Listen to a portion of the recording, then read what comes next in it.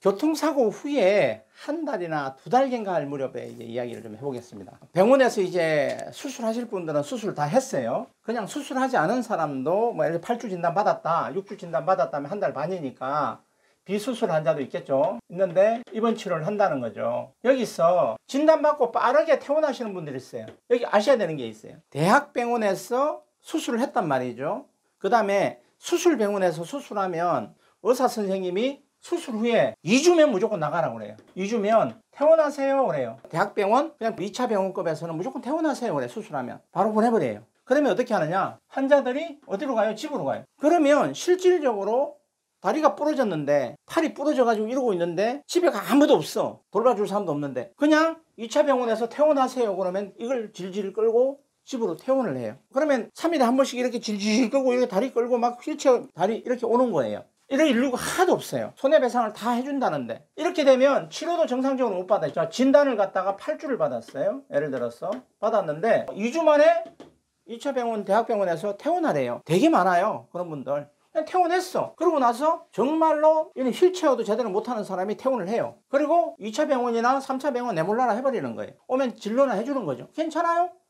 괜찮아요. 뭐 수술 잘 됐어요. 이렇게 이야기하는 거예요. 근데 본인은 다리를 질질 끌고 다니는 거죠. 부러져가지고 수술까지 했는데. 그리고 퇴원을 해버려요. 일단 치료도 정상적으로 안 되겠죠. 이 다음에 뭐냐, 휴업 손해를 못 받아요. 자, 2주 진단하고 퇴원해버리면 맞잖아요. 이번 2주 한 거예요. 그러면 일단은 휴업 손해를 한 푼도 못 받아요. 2주 외에는 못 받는 거예요. 진단이 8주 나와도 입원을 갖다가 해야 휴업 손해를 받을 수 있는 거예요. 그런데 일반인들은 모르고 그냥 퇴원해버리는 거예요. 그러면 8주니까 두 달이잖아요. 내가 500 벌고 있으면 딱 요 판단 하나 때문에 회사도 못 가요. 다쳤는데 어떻게 회사 가겠어요? 일을 하겠어요? 못해요. 그러고 나서 1000만 원이 날아가 버리는 거예요. 자, 여기서 한 가지 있어요. 보험사는 이렇게 또 피해자한테 이야기해요. 설명 잘 해줘요. 뭐라고 하냐, 당신이 회사로부터 좋은 회사 병원 입원해 있어 월급을 준단 말이죠. 경찰, 공무원 등등 대기업도 줘요. 회사에서 돈을 받았다면 휴업 손해는 지급하지 않아요. 누가 이야기해 준다? 보험사 직원이, 공제조합 직원이 이렇게 이야기해요. 나는 분명히 조금 전에 준다고 했는데 보험사는 안 줘요라고 이야기했어요. 회사에서 돈을 받는다면 안 줘요라고 했어요. 맞죠? 휴업 손해에 대해서 이야기하는 거예요. 그러면 이 사람 이야기가 맞을까요? 틀릴까요? 결론적으로 거짓말이 아니에요. 보험사 약관에는 차액스를 적용해요. 그래서 네가 손실이 없으면 아무것도 안 준다는 거예요. 휴업 손해.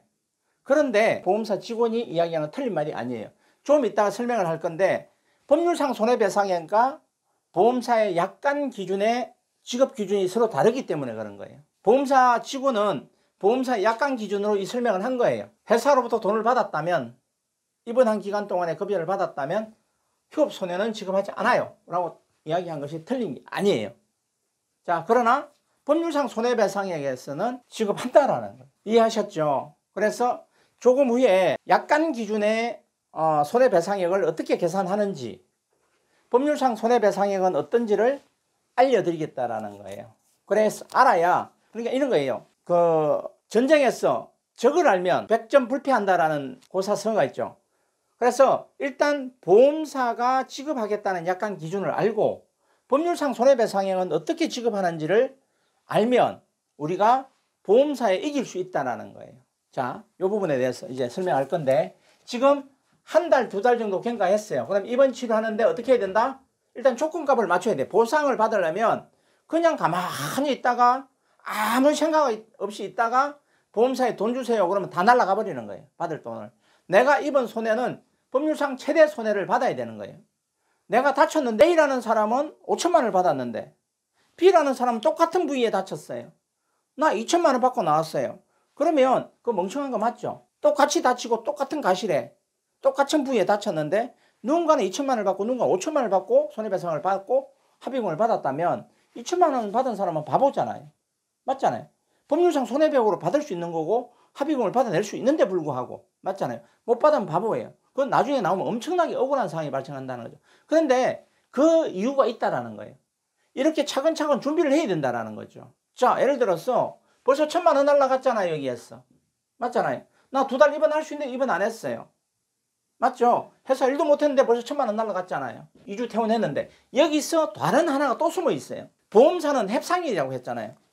보상을 받는 부분에 협상이 있고 법률상 손해배상액이 있어요. 법원에 판결을 받는 방법이 있어요. 잠시 또 책길로 가는데 보상을 받는 방법, 보상 또는 배상을 받는 방법이라고 해요. 똑같은 이야기로 분류되고 틀리게 설명될 수 있는데 그냥 보상과 배상을 다르게 설명해 드릴게요. 구체적으로. 보상은 내가 입은 손해를 내가 받는 거예요. 그래서 내가 보험료를 낸 걸, 내가 보험료를 내고 내 보험사에서 받는 걸 보상이라고 그래요. 근데 보험금을 지급하는 것, 또 사실은 손해배상을 받는 거예요. 근데 보험금을 보상한다고 하죠, 보험사는.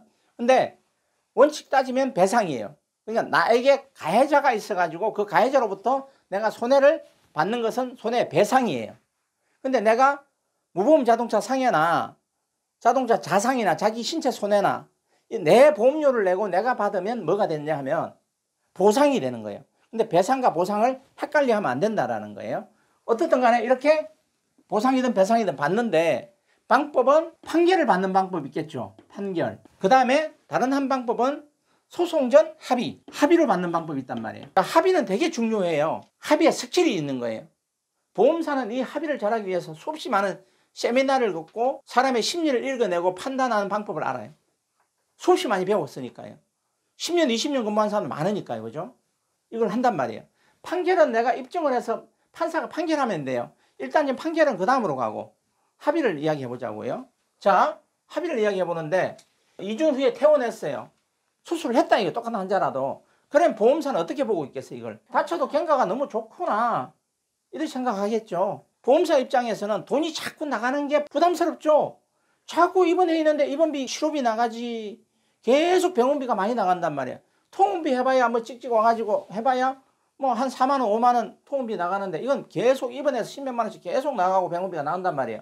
그리고 언제까지 입원해 있을지도 몰라. 그러니까 2주 입원한 환자한테는 돈을 많이 줄 이유가 없어요. 이미 그 그물 안에 들어온 물고기인 거예요. 보험사 입장에서. 공제조합 입장에서는 그냥 물고기 잡아놓은 거예요. 신경도 안 써. 하든지 말든지 합의를 보든지 말든지 신경도 쓸 필요가 없는 거예요. 어차피 뭐 내가 장애 없다고 시더라도 뭐 불합리한 주장을 하더라도 쥐가 나한테 손해 입힐 더 방법이 없어요. 이미 빨리 퇴원하면 진 게임이라는 거죠. 맞죠? 그래서 입증 서류를 얼마큼 잘 꾸미냐에 따라서 요 하나만 가지고도 벌써 어떻게 되느냐? 벌써 손해액이 5천과 2천으로 바로 구분돼 버릴 수 있어요. 지금 조금 전에 잠깐 터치한 가시 비율 하나 가지고 확 차이 나버리잖아요. 거기다가 또 입원까지 이렇게 해버리면 1억을 2천만 원 받을 수 있는 거예요. 이 두 가지만 가지고도 협상에서 이미 치고 끝난 거예요. 자, 요게 이런 방법이라는 거죠. 자, 그러면 입원을 했어요. 8주까지 입원했다고. 그리고 나서 끝나고 나면 뭐가 있냐면 제일 중요한 부분이 있어요. 정상적으로 입원을 하라는 거죠. 내가 입원할 수 있는 기간 동안 의사가 입원하라고 한 기간 동안은 충분히 입원을 하라는 거예요. 어설프게 자기 혼자 판단해서 다리 질질 끌고 퇴원하지 말라는 거예요. 자, 그 다음에 6개월이 경과했어요. 그럼 뭐가 나와요? 휴의장이 나오죠. 보험사는 이렇게 이야기해요. 돈 줄게요. 입증하세요. 배상하는 사람, 돈을 주는 사람은 입증하지 않으면 돈 안 줘도 돼요. 돈 달라는 사람이 내가 얼마의 손해가 있습니다를 입증하지 못한 경우로 정리해 볼게요. 보험사에서 손해를 입증 못하는데 돈 줄 수 있어요, 없어요? 안 주겠죠. 내가 다리를 질질 끌고 다녀. 지금 6개월 지났는데 다리를 이렇게 질질 끌고 다녀.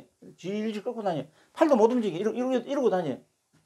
많이 다치셨네요. 어쩌라고? 다쳤음에 대해서 입증을 하세요. 뭘? 휴의장의 진단서 받아오세요. 당신 휴의장이 있는지를. 그럼 우리가 평가해 줄게요. 그래. 휴의장의 진단서. 자, 그러면 그조차 휴의장의 진단서를 못 끊었너. 그럼 어떻게 돼? 휴의장에 인정 안 한다고. 자기 마음대로 결정해요. 그럴 때는. 자기 마음대로. 그럼 어떻게 하냐? 영상 줘보세요. 진단서 줘보세요. 의료 자문 받을 테니까 의료 자문 동의서에 서명하세요. 개인정보 동의서에 서명하세요. 끝. 맞죠? 그거 달라고 하죠. 그럼 어떻게 되냐? 요거 들고 어떻게 한다? 자기들의 자문위한테 가. 이게 공제조합 또는 보험사 다 그래요. 제가 15년 넘게 손해사정 총괄 대표로 있으면서 자문 내용을 보험사가 잘 안 주는데 우리 같은 사람은 다 받아내요. 보험사가 지들끼리 만든 자문서를 의사 이름 싹 지우고 병원 이름만 집어넣어요. 그리고 의사 면허번호가 있는데 면허번호 반만 지워. 찾을 수가 없어 자문위를. 그리고 나서 팔이 부러져가지고 팔이 없는 수준까지 있는 사람한테도 장애 없어. 수술 잘 되었어. 누가 봐도 이해되지 못하는 자문이 나온다는 거예요. 보험사의 자문이들이. 그냥 터무니없어. 그냥 오죽했으면 이런 말을 해. 팔이 없는데 팔이 있다고 자문하네요. 까지 성질이 나서 이야기할 정도예요. 그렇게 나와. 왜? 제가 봤을 때 이건 추정이에요. 보험사 직원이 자문위한테 일주일에 10번씩 찾아가서 자문료 10만 원, 20만 원, 30만 원 주면서 요렇게 써주세요 하고 이야기하면 네 알겠습니다 하고 써주는 그런 거와 같더라는 거죠. 제가 봤을 때 추정이에요. 이거는 미루어 짐작하는 거예요. 사실관계 증거 근접하는 거 이거 들고 시비 걸지 마세요. 그러면 다리가 부러져 가지고 팔이 부러져 가지고 꼼짝도 못 하는데 뭐라고 나온다? 장애 6%, 한시 2년 이렇게 나와. 자기 마음대로 장애 평가하고 지들끼리 다 자문받고. 자, 이랬을 때 피해자한테 이야기를 해요. 한시 6%, 한시 2년 했더니 한 1,500만 원 나오는데 합의 보시죠. 반박할 수 있어요, 없어요? 더 달라고 이야기할 수 있어요. 어떻게 달라고 할 거냐 이거죠. 자, 일반인들은 지금 여기 있는 분이 일반인들이잖아요. 피해자라고 했을 때 할 말이 없는 거야. 이미 기세에 눌린 거예요. 계산했더니 1,200만 원 나오니까 1,200만 원 받으세요 했을 때 할 말이 없는 거예요. 비전문가는 바위에 계란치기가 돼버릴 수밖에 없는 거예요. 휴장애를 못 끊어요. 근데 휴장애는 어떤 행태로든 자문을 받던 어떤 행태로든 휴장애를 발급해서 보험사에다 제출해야 돼. 그래야 손해를 정상적으로 받을 수 있어요. 자, 그 방법은 휴장이 어떻게 발급받는가? 이거는 다음 강의를 보시거나 아니면 직접 저희 법률사무소에 전화를 하시는 게 맞다. 이렇게 보시면 될 것 같아요. 그런데 여기서 한 가지 더 알려드릴게요. 이런 교통사고 전문 변호사 사무소는 휴장애를 발급 안 받고도 발급받은 것과 같은 손해배상을 보험사로부터 받아낼 수 있다.